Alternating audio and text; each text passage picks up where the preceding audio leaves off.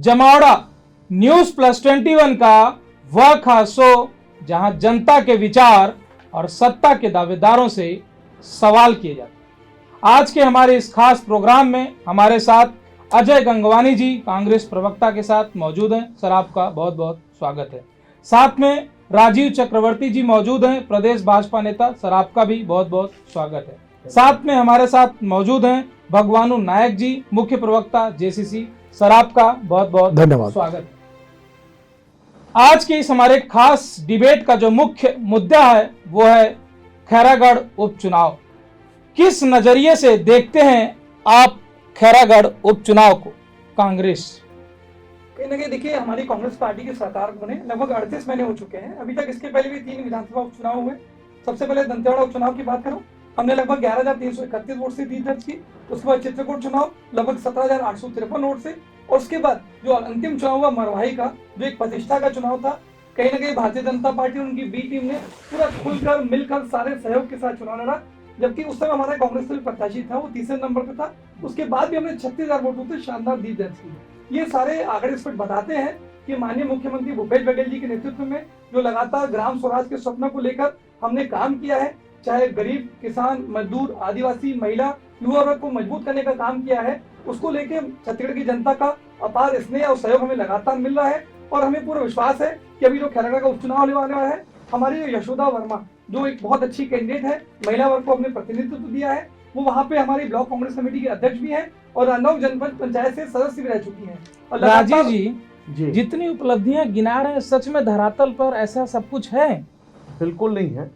38 महीने मेरे मित्र कह रहे थे, तो 38 महीने अराजकता के हैं, 38 महीने अपराधगढ़ के हैं, ये 38 महीने शराबगढ़ बन जाने के हैं, ये 38 महीने पत्रकारों को जेल में ठूसने और जो जनता की आवाज उठाए उन लोगों को प्रताड़ित करने के हैं। ये जो 38 महीने वो किसानों की आत्महत्या के हैं। बहुत दुख होता है, बहुत दर्द होता है कि जो वादा करके सरकार आई थी, चाहे शराबबंदी का वादा हो या धान खरीदी के बहुत सारे मामले हो या औद्योगिकरण की बात हो, सभी वादों से ये सरकार फेल हो चुकी है। ये सरकार का एक ही काम है कि छत्तीसगढ़ मॉडल लेके दूसरे राज्यों में जाती है और वहां से वो मॉडल फेल होके, चाहे पश्चिम बंगाल 0, असम, अच्छा सारे मॉडल इनके फेल हैं, उसके बावजूद भी स्थानीय चुनाव में इनकी जीत, नगरीय चुनाव में इनकी जीत, विधानसभा के उपचुनाव होते हैं 3-3 उसमें जीत, चौथे में भी ये लगातार संघर्ष करें। तो राजीव जी, आप लोगों को नहीं लगता कि आप लोग बहुत पीछे चले जा रहे हैं, सिर्फ और सिर्फ नाराजगी दिखा रहे हैं? नहीं, देखिए दुबे जी, मैं ऐसा नहीं मानता हूँ। जो सत्ता पक्ष की वजह से थोड़ा सा एक पावर ऑफ इन्फ्लुएंस रहता है और जिस प्रकार से चुनाव आचार संहिता का उल्लंघन करती है कांग्रेस पार्टी, तो वो कोई नहीं कर सकती, वो कांग्रेस पार्टी कर सकती है। और मैं उस विवाद में नहीं पड़ना चाहता, लेकिन अभी जो खैरागढ़ का चुनाव हो रहा है, जो आज मुद्दा है, जेरे बहस है, खैरागढ़ में छत्तीसगढ़ का सेमीफाइनल है। और जिस प्रकार से नहीं, विषय क्या है, बहस क्या है, उस पर तो जाएंगे, लेकिन उन्होंने जो सवाल उठाया था, जिस पर आपने कटाक्ष किया है कि आप जो है इनके तमाम चीजों पर नाराजगी जताई है, तो आपको जनता क्यों नहीं पसंद कर रही है? इन 3 सालों में स्थानीय चुनाव भी हुए हैं, चलिए ठीक है, विधानसभा में जनता ने नहीं पसंद किया, नगरीय चुनाव हुए, उसमें भी जनता ने आपको नकार दिया। क्यों ऐसा हो रहा है? क्या आप लोग आपस में ही गठबंधन या आपस में ही नहीं जुड़ पा रहे हैं? हाँ, कुछ कहना चाह रहे हैं, बताइए। कहीं ना कहीं देखिए, मेरे से पूछा गया है, मैं बता देता हूँ, जवाब दे दूं। नहीं, आप राजीव भैया जवाब नहीं दे रहे हैं ना? नहीं, मैं जवाब दे रहा हूँ, मैं जवाब दे रहा हूँ। ठीक है, गंगवानी जी से 10 सेकंड, गंगवानी जी का 10 सेकंड ले लेते हैं, प्रतिक्रिया ले लेते हैं। देखिए, आपने बहुत अच्छा प्रश्न किया विनाश जी। कहीं ना कहीं भारतीय जनता पार्टी को लगातार किसी प्रकार से जन समर्थन नहीं मिल रहा है, हर जगह वो पूरी तरह नकारे जा रहे हैं। इसका जो सबसे प्रमुख कारण है, 15 सालों तक इन्होंने किसानों से, आदिवासियों से, गरीबों से, मजदूरों से लगातार वादा खिलाफी की कि आदिवासी परिवार को सरकारी नौकरी देने की बात की, क्या दी? नहीं। आदिवासी परिवार को जो है लगातार उनके द्वारा झूठे वादे किए गए। देखिए, सबसे प्रमुख बात बताना चाहूंगा, खैरागढ़ की जो मतदाता है उसमें सर्वाधिक संख्या किसान की है। और उन्होंने 2003 में 270 बोनस का वादा किया, नहीं दिया। 2008 में 300 बोनस का वादा किया, नहीं दिया। 2013 में जुबान फिसल गई थी साहब, 2018 भी बोल दिए थे अभी आप। 2018 2013 की बात कर रहा हूँ। 2100 रुपए समर्थन मूल्य, 300 रुपए बोनस, और जब देने की बारी आई तो 1470, 930 रुपए प्रति क्विंटल किसानों को चोट पहुंचाई। लगातार जिस प्रकार से किसानों से, आदिवासियों से वादा खिलाफी करते रहे, आज छत्तीसगढ़ की जनता ने इनको आईना दिखा दिया है। और देखिए, कहीं ना कहीं इस पर बताना चाहूंगा विनाश जी, आज इनके कुल 14 विधायक हैं जो 6 गुटों में बटे हुए हैं। रमन सिंह जी का अलग गुट है, धर्मलाल कौशिक जी का अलग गुट है, विष्णुदेव साय जी, इतने सारे आरोप लग रहे हैं और आप शांत हैं। ये चुप्पी क्या बता रही है, ये चुप्पी बता क्या रही है राजीव जी? नहीं, समय वो समय गंगवानी जी, अब आपको सुनना पड़ेगा। अब क्या है कि अब थोड़ी सी वो मर्यादा रखनी पड़ती डिबेट की, मैं मर्यादा नहीं, का पालन कर रहा था, लेकिन सुन लीजिए तो 2 प्रश्न पूछे गए हैं कि उपचुनाव में हार क्यों हुई, नगरीय निकायों में क्यों चुनाव हुई, और इन्होंने कहा कि भारतीय जनता पार्टी के अंदर गुटबाजी है। तो भाई अगर उपचुनाव हुए या नगरीय निकाय चुनाव हुए, हम तो एकदम से गिरे नहीं, नेक टू नेक फाइट था, इनकी सत्ता बन गई, ये डायरेक्ट इलेक्शन नहीं करके इनडायरेक्ट इलेक्शन कर लिए। नहीं अजय जी सुन लीजिए, मेरा समय है। अच्छा, जिसका खैरागढ़ पे वर्चस्व हो, एकदम शांति से बैठे हुए, ये सोचना है आप मुझे बोलने का मौका दें। आप तो दोनों राष्ट्रीय राजनीतिक दल को ज्यादा महत्व दे रहे हैं, मैं सुन रहा हूं दोनों को। देखिए ऐसा है कि मेरे मित्र अजय गंगवानी जी अभी कह रहे थे, बखान कर रहे थे कि 2018 का चुनाव हमने जीता, तो ऐसा है कि चुनाव आपने जीता नहीं, यह भारतीय जनता पार्टी की हार थी। रही बात आप बदलाव की नारा लेकर के आए, बदलापुर के किस प्रकार से राजनीति कर रहे हैं पूरी छत्तीसगढ़ की जनता देख रही है। रही बात आपने जो उपचुनाव जीतने की बात की, मारवाही का आपने विशेषकर नाम लिया, तो मारवाही में किस तरीके से लोकतंत्र का हत्या हुआ।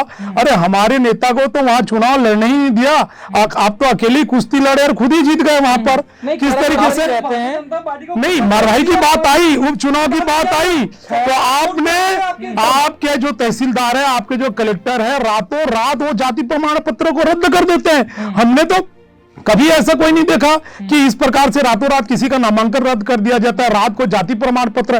तो आप अकेले लड़ते हैं और अकेले ही चुनाव जीतते हैं और अपनी वाहवाही करते हैं। खैरागढ़ की बात मैं करूं, आचार संहिता आप सुन लीजिए, थोड़ा धैर्य रखिए आदरणीय, मुझे थोड़ा लेट मी कंप्लीट। देखिए खैरागढ़ जो चुनाव है, सभी को पता है कि वहां पर राज परिवार से माननीय दिव्यराज सिंह जी विधायक थे, जो हमारी पार्टी के विधायक थे, और वो कहीं ना कहीं कांग्रेस से उपेक्षित होकर जो एक राष्ट्रीय नेता थे कांग्रेस पार्टी के, फूड कॉर्पोरेशन ऑफ इंडिया के थे, वो अध्यक्ष रहे, वो विधायक रहे, वो सांसद भी रहे। जी 93, 98 लगातार जो है कांग्रेस से ही। देखिए चुनाव में देखिए समीकरण बदलते रहते हैं, हार जीत चलते रहती है किसी की। हमारे नेता तो का इस कारण में नहीं, निश्चित रूप से आपके तो बहुत कुछ समय तक ही नेता रहे। निश्चित नहीं, बिल्कुल सही है। देखिए 2018 में जब माननीय अजीत जोगी जी ने नई पार्टी बनाई, तो उन्होंने जोगी जी पर विश्वास करके एक राष्ट्रीय दल को छोड़कर के हमारी पार्टी को विश्वास किया, और यही कारण है कि नए चुनाव चिन्ह में जाते और चुनाव भी जीत जाते हैं। राजीव जी 870 वोटों का ही सिर्फ अंतर था पिछले चुनाव में, क्या लगता है इस बार बिल्कुल कोमल जंगेल जी को लोगों ने बहुत पसंद किया, 2 बार विधायक रह चुके हैं, और इसकी अब की बार तो जो 870 वोट की कसक निश्चित रूप से पूरी हो जाएगी। और जैसे मेरे मित्र कह रहे थे, पाट लेंगे गड्ढा, बिल्कुल गड्ढा, अरे 870 वोट का गड्ढा पाट के विजय नहीं, 870 वोट का गड्ढा था, लेकिन 3.5 साल का समय भी हो गया है। और जिस प्रकार से स्थानीय स्तर के लोग जिस प्रकार से प्रतिक्रिया दे रहे हैं, लगता है कि वोटों का अंतर कहीं बढ़ न जाएगा कम होने की वजह। नहीं, हम जीतेंगे, विजयश्री हमारी होगी। और कांग्रेस गुटों में बटी हुई है, एक प्रकार से देखिए, इनके मुख्यमंत्री का अलग गुट है, टीएस बाबा का अलग गुट है, आपके अलग गुट है, और कांग्रेस के तो कितने गुट है पूरा देश जानता है। आज अगर जो जनता दल बना है, जो जितने पूरे राष्ट्रीय स्तर पर, आप देख लीजिए ममता बनर्जी जी कहाँ से स्प्लिट हुई है, जोगी जी कहाँ से स्प्लिट हुए थे। अरे कांग्रेस के गुटों को गिनने के लिए मशीनों की आवश्यकता। अगर आप लोग ऐसे ही लड़ते रहेंगे तो पता चला जेसीसी फिर उठा ले जाएगी जो है। देखिए मेरा ऐसा मानना है कि सरकार में आज माननीय कांग्रेस पार्टी की सरकार है, और एक जिम्मेदार प्रवक्ता के नाते यहाँ पर बैठे, तो इन्हें पार्टी की जो अंदरूनी लड़ाई है, गुटबाजी, उस पर बात नहीं करनी चाहिए, अपनी जिम्मेदारी से बचने का प्रयास नहीं करना चाहिए। आप लोगों में भी कुछ है क्या? देखिए हर जगह गुटबाजी थोड़ा बहुत जो है वो राजनीति में रहता है, निश्चित रूप से सब जगह। किस पार्टी में नहीं है? क्या यहाँ पर, क्या कांग्रेस पार्टी में क्या अभी 2.5 साल का मामला नहीं उछल रहा था? तो हर जगह आप सरकार में बैठे हैं, आपने 2.5 साल में शराबबंदी, आपने 3 साल में शराबबंदी किया, आपने बेरोजगारों को रोजगार दिया, आपने युवाओं को भत्ता देने की बात की थी, वो आपने किया। तो आपने काम क्या, किस युवाओं को, समारू को, दुलारू को, किसको आपने नौकरी दी, वो तो बताइए। शराबबंदी आप कब करेंगे? आपने एक लोक लुभावना एक घोषणा पत्र लेकर के आते हैं, उस पर आप क्या काम किए? आप उस पर बात कीजिए, आप गुटबाजी की बात करते हैं। बड़ा मुद्दा गंगवानी जी जवाब देना होगा। कानून व्यवस्था, अरे रायपुर आज चाकूपुर बन गया है, और आज एक पुलिस वाले की हत्या हो जाती है, आप उस पर बात कीजिए। ये जनता को नहीं लुभा, क्राइम को रोक नहीं पा रहे हैं आप। गंगवानी जी, एक तो बेरोजगारी भत्ता बड़ा विषय है, दूसरा शराबबंदी, तीसरा लगातार जो है धरना प्रदर्शन चल रहा है, उन लोगों का कुछ नहीं हो रहा है। क्या कहना चाहेंगे? अविनाश जी देखिए, यहाँ पूरी प्रवक्ता दोनों पार्टियों के बैठे हैं, स्पष्ट रूप से दिख रहा है कि यहाँ भी दोनों में एकता है। कहीं ना कहीं यहाँ भी प्रवक्ता जो है क्या टीम बात के रूप है? में काम कर जो रहे लाइन हैं। आ रहा है, विपक्ष अगर अपनी बात करती है, करेंगे। विपक्ष अगर बात करती है, आप में जवाब देने का साहस होना चाहिए। एक एक करके सुन लेते हैं पहले। बताइए। बात कंप्लीट कर दूं। आज भगवानू नायक जी मेरे छोटे भाई, मेरे अच्छे मित्र भी हैं, आज उनको स्पष्ट कर दूं, CMI के आंकड़े, centre for monitoring Indian economy, जो आंकड़े हैं बेरोजगारी दर मात्र 1.7% है, जबकि राष्ट्रीय औसत धरातल में कुछ नहीं 7.4%। ये CMI के आंकड़े हैं राजीव जी, ये कांग्रेस जो पार्टी भी के हो। आंकड़े नहीं है। सच को स्वीकार करने का साहस वो रखिए। CMI यहाँ एक प्राइवेट 1.7% एजेंसी है है, और राष्ट्रीय औसत वो ठीक है। 7.4% है। लेकिन ये धरातल जनता में है क्या है? कि बेरोजगारों की केंद्रीय फौज नेतृत्व पड़ी है। मोदी में ये आंकड़ों में दम नहीं है। क्राइम की भी बात बता बात दीजिए। कर लूं 10 सेकंड राजीव जी, मेरा निवेदन है सच सुनने का साथ रखिए। आज ACG जी मेरे छोटे भाई भगवानू नायक जी कह रहे हैं, स्पष्ट कर दूं, इनके जो प्रत्याशी नरेंद्र सोनी, आज इन्हीं के जो वहां के प्रभारी थे जनरल सिंह जी, उसका स्टेटमेंट सुनिए। आज जो प्रत्याशी इनके द्वारा चुना गया है, मैं उससे तरह पूरी तरह आहत और अपमानित महसूस कर रहा हूँ। जब इनके जो चुनाव अधिकारी है, जो उनके प्रभारी है, वो उसको स्वीकार नहीं कर रहे हैं। ये JCC से आज किस मुंह से बात कर रहे हैं? आज नरेंद्र सोनी एक ऐसे उम्मीदवार है जिसका कोई वहां ना जननेतृत्व है, ना स्वीकार्यता है। आज सिर्फ और सिर्फ गुटबाजी के चक्कर में एक ऐसे प्रत्याशी को वहां चुनाव की टिकट दी जा रही है जो कहीं दूर दूर तक फाइट में नहीं है। यहाँ भारतीय जनता पार्टी राजीव जी, मुझे इसका जवाब देने के लिए देंगे, क्योंकि नरेंद्र सोनी जी वाली बात उठी है। नहीं, मेरे प्रत्याशी के ऊपर सवाल उठा है। मैं आपसे लूंगा जवाब। मैं बिल्कुल प्रतिक्रिया के लिए लेता हूँ। देखिए, इन्होंने कहा नरेंद्र सोनी जी, मैं आपको बताना चाहूंगा नरेंद्र सोनी जी कौन है। देवव्रत सिंह जी के बहनों ही है।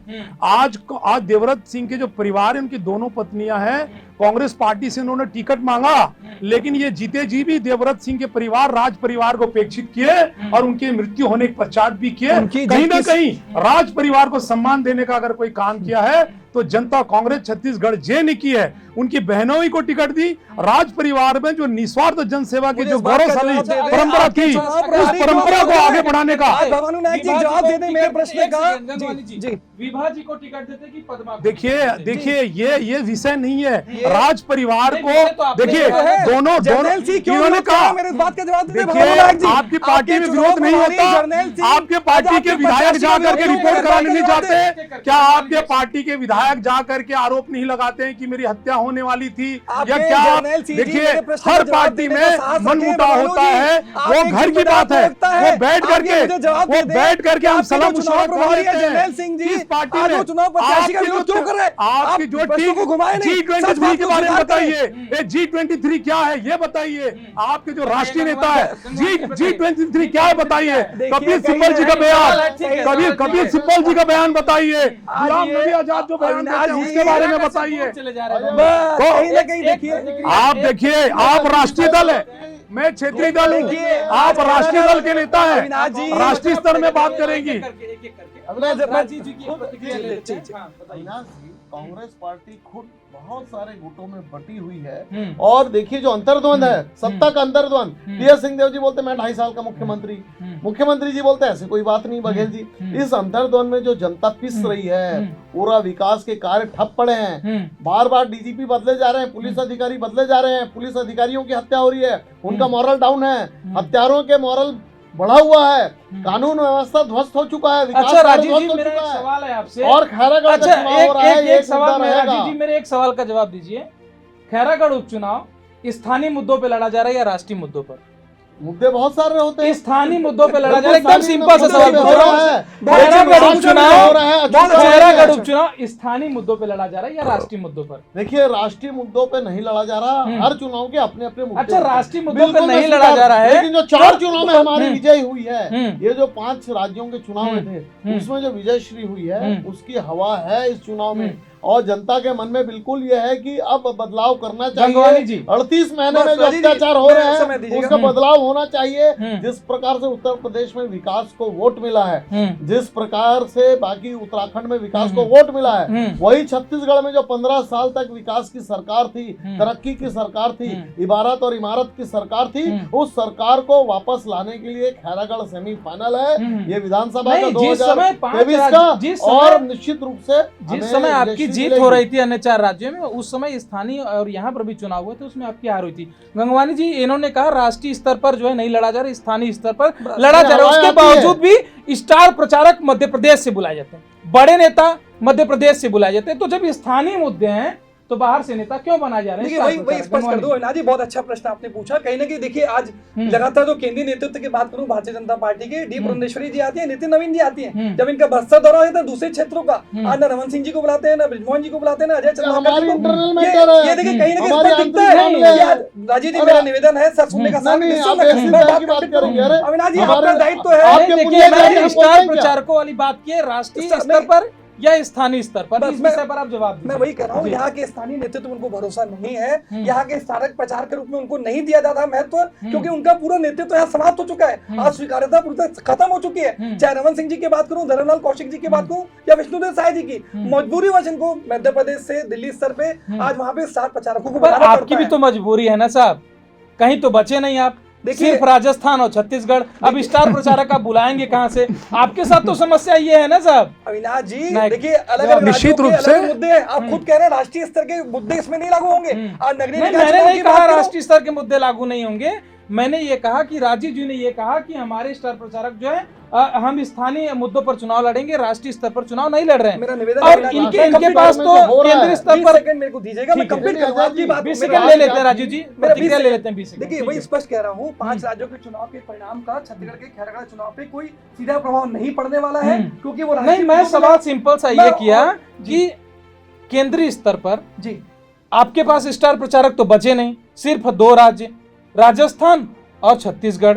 अब आप स्टार प्रचारक लाएंगे कहां से, ये बताइए ना साहब। देखिए किसी राज्य में अगर हमारी सरकार नहीं बनती, इसका मतलब ये नहीं कि हमारे पास स्टार प्रचारक नहीं है। चीजें हम लोग जो है सत्ता के लोलुपता के लिए नहीं लड़ते, तो लाइए ना साहब, के हित के लिए लड़ते हैं। आप देखिए इसके पहले के जो 3 विधानसभा उपचुनाव हुए, नगरीय निकाय चुनाव हुए, चाहे वो त्रिस्तरीय पंचायत चुनाव हुए, आज भारतीय जनता पार्टी 14 सीटों पर सीमित होने के बाद भी इस सच को स्वीकार करने के लिए तैयार नहीं है। इनको इस सच को स्वीकार करना पड़ेगा। आज पुरंदेश्वरी जी से नितिन नवीन जो है यहाँ पे किसी लोकल स्तर के नेता को महत्व नहीं। अगर बस्तर में जा रहे, बस्तर के नेताओं से बात की, आपके पुनिया जी बस्तर में जाते हम बोलते हैं क्या? बड़ा आश्चर्य है अजय जी, आपके कांग्रेस के विद्वान विवेक शून्य हो गए। एक सवाल में जानना चाहता हूं, कांग्रेस पार्टी विवेक शून्य हो रही है। दोनों लोग से सवाल में जानना चाहता हूं, शानदार जीत करेंगी कांग्रेस जो है यशोदा वर्मा को लेकर क्या महिला ट्रम्प कार्ड खेली है, या इसको जो है एकदम सामान्य स्तर पर देखा जाए?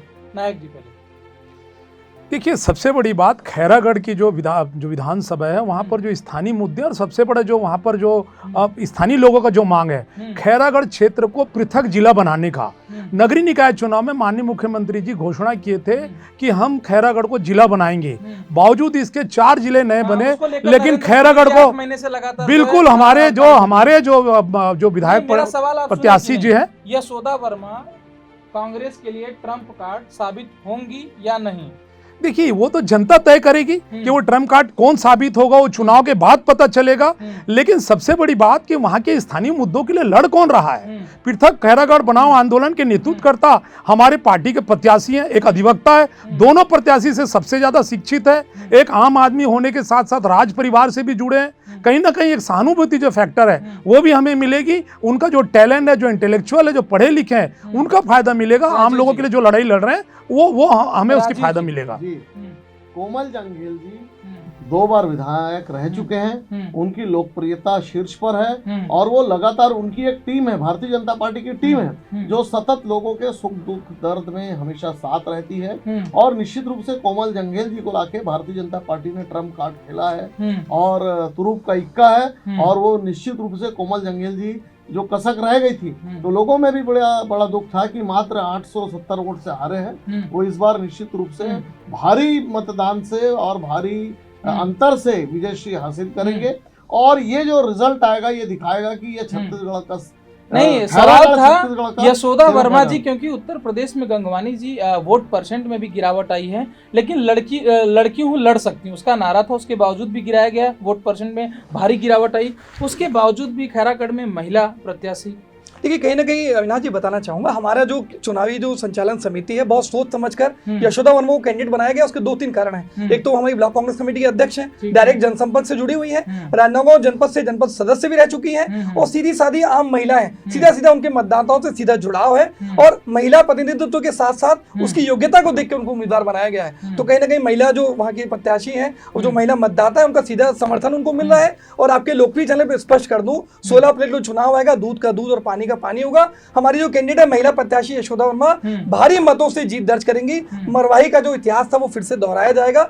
आपने स्पष्ट रूप से मेरे छोटे भाई भवानी नायक से पूछा कि आज जो है उनके प्रत्याशी नरेंद्र सोनी का विरोध इनके चुनाव प्रभारी क्यों कर रहे हैं, आखिर तक इस बात का जवाब नहीं दिया, क्योंकि उनके पास इसका कोई जवाब है ही नहीं। देखिए, हर पार्टी में मनमुटाव होती है, हर पार्टी में छोटी मोटी मनमुटाव होती है।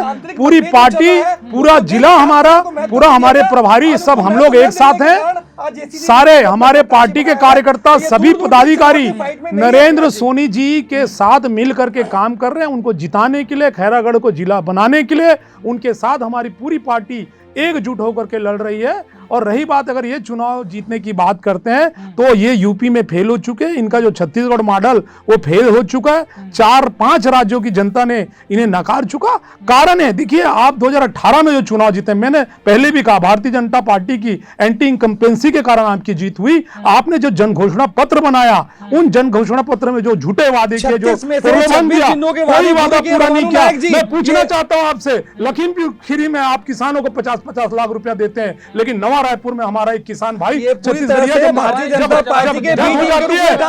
इनकी बातों से स्पष्ट हो रहा है, इनके टीवी चैनल पे स्पष्ट है कि आज भी आदिवासियों के ऊपर में भारतीय जनता पार्टी आपसे सवाल, आप जवाब दीजिए। बस्तर के सिरगेल में निर्दोष निरीह आदिवासियों की हत्या की जाती है, क्यों उनको आप मुआवजा नहीं देते? ये सवाल आपको आज इसका जवाब देना पड़ेगा। तो कहीं ना कहीं देखिए, जो कथनी और करनी जो है उसमें आपका अंतर है। आपका जो चाल चरित्र चेहरा वो उजागर हो चुका है। अब छत्तीसगढ़ में एक परिवर्तन आएगा और वो आने वाले समय में वो खैरागढ़ के माध्यम से मैसेज जाएगा। कहीं ना कहीं आदिवासियों जी, नया रायपुर लखीमपुर खीरी में 50-50 लाख रुपए आप देते हैं, लेकिन नया रायपुर में किसानों की मृत्यु होती है, आपके मुंह से एक शब्द भी नहीं निकलता है, क्यों? देखिए, स्पष्ट कर दूं, लखीमपुरी में आज भारतीय जनता पार्टी के केंद्रीय मंत्री का पुत्र आज अपने चक्कों से रौंद देता है किसानों को। आज यहाँ पे बैठे हैं जेसीसी के प्रवक्ता, लगातार उनके वक्तव्य को सुनिए। आज भी कहीं ना कहीं वो directly indirectly Bharatiya Janata party को मदद करते हैं।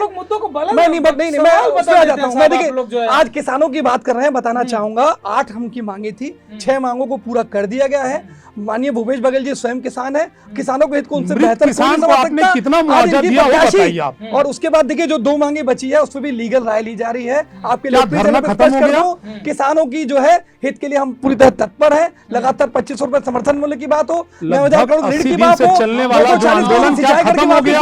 375 करोड़ की झूठा वादा किसने किया? किसान को आपने कितना मुआवजा दिया? सरकारी नौकरी मुआवजा देने के लिए कमेटी बनाते हैं। मैं कंप्लीट कर लूं।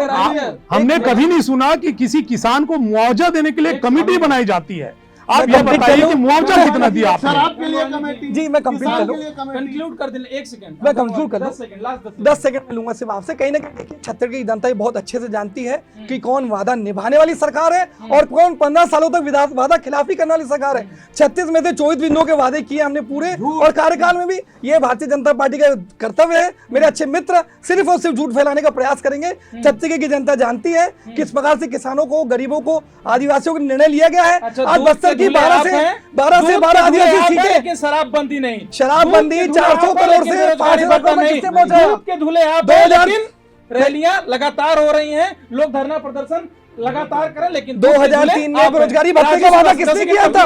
2003 में बेरोजगारी भत्ते का वादा किसने किया? मैं बता देता हूं कि इस प्रकार से जो आपने कहा कि कांग्रेस एक्सपोज हो चुकी, कांग्रेस की कलई खुल गई है, ना शराबबंदी कर रहे हैं, ना अपराध पे नियंत्रण। 400 करोड़ से 5,000 किसने पहुंचाया? गवर्नमेंट का सरकारीकरण किसने किया? भंडारण आज एक पर्टिकुलर ब्रांड क्यों बिकता रहा? आपके मंत्रिमंडल में क्यों लड़ाइयां होती रही? प्रेम प्रकाश पांडे जी शराब की कमीशन में किससे बात करते रहे? मुआवजा नहीं देती सरकार, ये सरकार की कलई खुल गई है। 2003 में बेरोजगारी भत्ते का वादा किया था राजीव जी आपने, क्या आपने 15 साल दिया? आपने 500 रुपए भत्ते का वादा किया था 2003 में। रेवेन्यू को लेकर आप बंगाल में जाते हैं, एटीएम बन गई है आपकी कांग्रेस पार्टी छत्तीसगढ़ की, और यहाँ की जनता, निरीह जनता का आप लोग दमन कर रहे हैं, शोषण कर रहे हैं। ये दमन और शोषण नहीं, ये दमन और शोषण आपके 15 सालों में हुआ। किसानों के साथ, गरीबों के साथ, आदिवासियों के साथ लगातार वादा खिलाफी की आपने। एडस मेटा, सारकेगुड़ा, किस प्रकार मासूम निर्दोष आदिवासियों का इनकाउंटर किया गया, छत्तीसगढ़ की जनता ने देखा। अभी विधानसभा के पटल पे भी रिपोर्ट आई। काट की हांडी एक बार जलती है। ये भूपेश आपने तो 3-3 बार चला ली, 15 साल तक ठगते रहे छत्तीसगढ़ के लोगों को, आप किसानों को, आदिवासियों को, मजदूरों को। अच्छी सरकार देंगे हम। आपने 400 करोड़ से लेके 5,000 करोड़ का किसने पहुंचाया जाता है। और फिर वो जांच की बात, शराब पर जांच, फलाने पर जांच, रेत पर जांच, सीमेंट पर जांच। अरे जांच पर जांच करके आप लगातार आपके 15 सालों में रेत माफियाओं को, शराब तस्करों को लगातार समर्थन दिया जाता रहा। नहीं, मैं एकदम सिंपल सा सवाल किया था, मैं एकदम सिंपल सा सवाल किया था।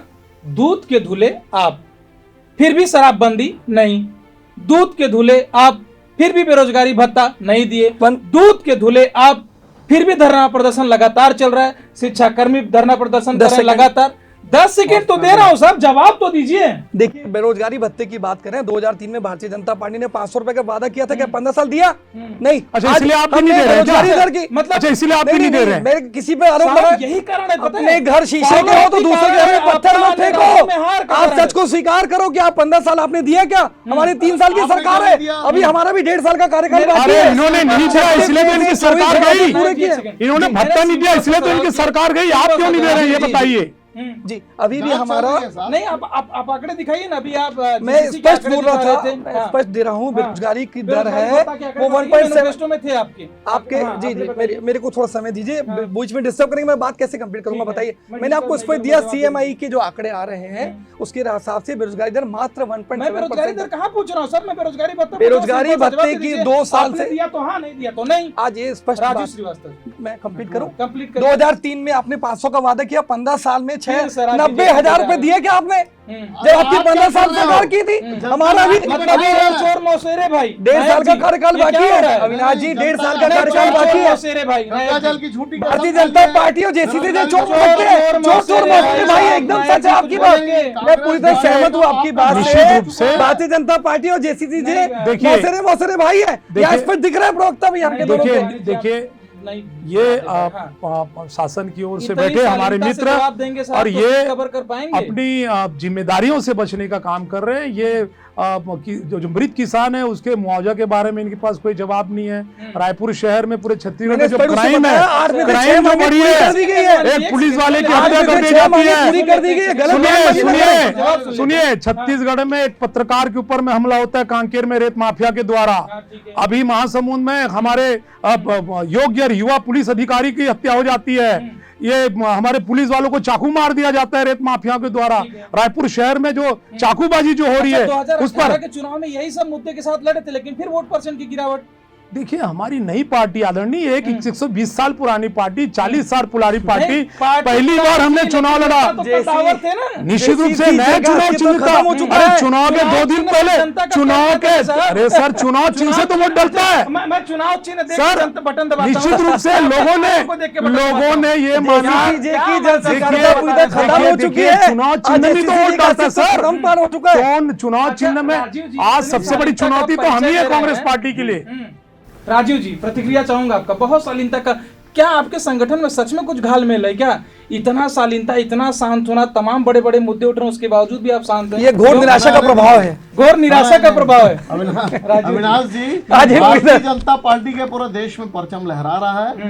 धैर्य रखिए, शांत रहिए। भारतीय जनता पार्टी की मोदी, मैं पहला ऐसा प्रवक्ता देख रहा हूं जो भारतीय जनता पार्टी बोल रहा है और पूरे डिबेट में आपने भारतीय जनता, लेकिन अब तक मैंने जितने डिबेट किए सब में मोदी जी, मोदी जी, मोदी जी। भारतीय जनता पार्टी, भारतीय जनता पार्टी की मोदी जी की नहीं, जीत पंचम किससे लहर रही है? मोदी जी की भारतीय जनता पार्टी। भारतीय जनता पार्टी का जीत का बहुत अच्छी बात कही आपने के नेतृत्व में। पहले अटल आडवाणी जी थे, आज मोदी जी है। आने वाले समय कौन होगा? आप गांधी परिवार के लीडरान से पूछ लीजिए आगे कौन रहेंगे। वही गांधी रहेंगे, बदलते रहेंगे, लोकतंत्र है। और छत्तीसगढ़ में भी भारतीय जनता पार्टी का ध्वजा पताका फहराया जाएगा। हम देख रहे हैं ये जो लूट खसूट, बिल्कुल 2023 में भी है, 24 के लोकसभा में भी। प्रदेश अध्यक्ष इनके कह रहा है खैरागढ़ को सेमीफाइनल है, यही तय कर देगा कि फाइनल में क्या होने वाला है। राजीव जी, बिल्कुल बिल्कुल हो सकता है। ये जो जिस प्रकार से, हाँ सेमीफाइनल हो सकता है। नहीं, सेमीफाइनल भी देखिए, हर चुनाव का महत्व होता है अविनाश जी। इस चुनाव का भी महत्व है। जिस प्रकार से छत्तीसगढ़ में अराजकता है, अशांति है, तो यही हाँ छत्तीसगढ़ का जो छत्तीसगढ़ में जो वो हो रहा है, जो गलत हो रहा है, अनाचार हो रहा है, उसका बदला खैरागढ़ लेगा। और खैरागढ़ में नगरीय निकाय चुनाव में भी भारतीय जनता पार्टी ने नेक टू नेक फाइट किया है और बहुत अच्छा परिणाम आया, चाहे वहाँ के आसपास ग्रामीण अंचलों में भी देखेंगे या खैरागढ़ के नगरीय चुनाव में भी देखेंगे, बहुत अच्छा परफॉर्मेंस किया है। और 10 इनके पास थी, 10 हमारे पास थी। पंचम लहरा रहे हैं, सिर्फ फाइट कर पा रहे हैं 15 साल होने के बावजूद। देखिए यहाँ मुद्दे अलग हैं और बिल्कुल हम जीतेंगे।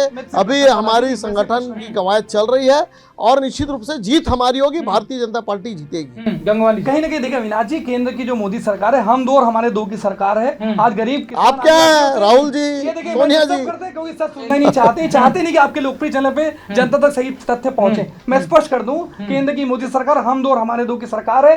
सिर्फ वो अमित शाह जी और मोदी जी और इनके दो प्रमुख पंजीपति सारे निर्णय सिर्फ उनके हितों के लिए ले जा रहे हैं। देश सवेरे देश की जनता। अरे आप देख लीजिए श्रीलंका की क्या हालत है, मैक्सिको की क्या हालत है, वेनेजुएला की क्या हालत है और भारत कहाँ पर है। स्पष्ट है। मैं 10 सेकंड लूं आपसे। आज अपराध की बात, अरे क्या बात कर रहे हैं जी। अपराध के तार कहीं ना कहीं भारतीय जनता पार्टी के नेताओं से जुड़े मिलते हैं। नक्सली सप्लाई की बात करो तो जगत, अरे आप तो फंसाने के लिए सबका नाम लेते हैं। मानव तस्करी, अरे आपके सरकार में तो पूरे पत्रकार बिरादरी को विपक्षों जेल में ठूस रखी है। भारतीय जनता पार्टी के नेताओं से जुड़े हुए मिलते हैं। कभी नहीं। शराब तस्करों को, माफियाओं को, शराब कोचों की तरफ, इसीलिए शराबबंदी नहीं करेंगे आप।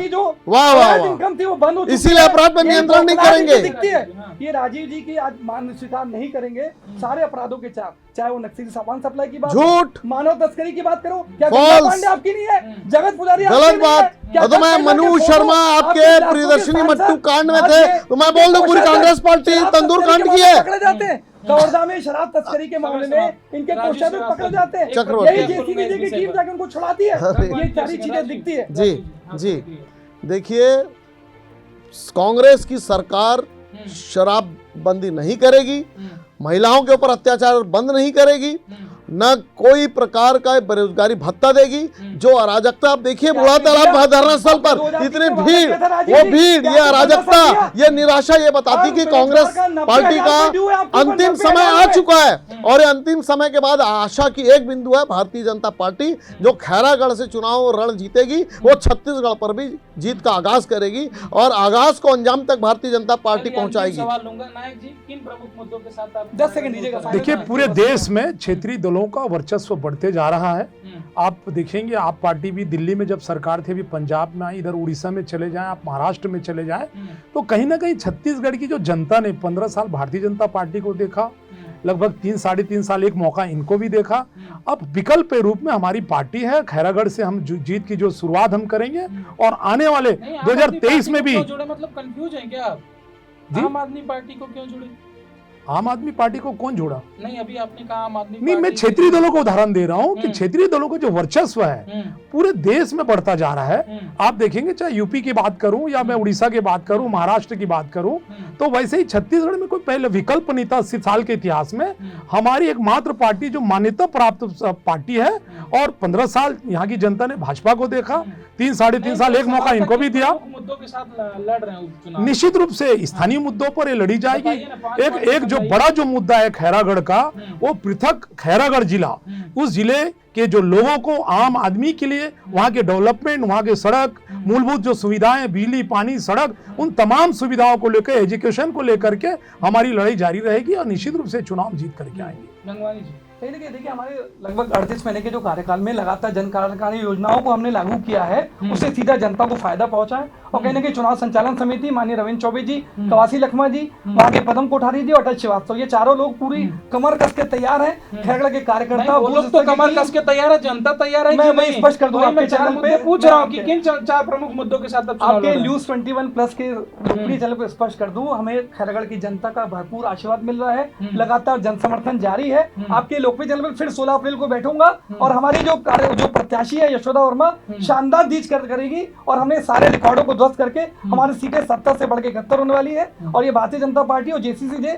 अपनी गलतफहमी दूर कर ले। 16 अप्रैल को फिर बैठेंगे, मेरी खुली चुनौती है। जेसीसी चाहे खुल के समर्थन करे, लेकिन हमारी यशोदा वर्मा शानदार जीत दर्ज करेगी। देखिएगा ये चुनाव आचार संहिता का उल्लंघन करने के लिए, जैसे दंतेवाड़ा में हुआ, हमने मैदान मांगा, कलेक्टर ने मना कर दिया मैदान नहीं है, लेकिन रूलिंग पार्टी के लिए मैदान है। जो रूलिंग पार्टी को जिस प्रकार से भरपूर मदद करते हैं, इनके मंत्रियों की फौज, इनके ठेकेदारों की फौज, इनके पूंजीपतियों की फौज पहुंचेगी। लेकिन ये लड़ाई भूपेश बघेल के महल से कोमल जंगेल के हल से है और किसान और महल की लड़ाई है, हल और महल की लड़ाई है और उसमें हल जीतेगा। अरे कोई किसान नहीं है, वो पूंजीपति है, वो जमींदार है, वो जमींदार है, जमीन के माल।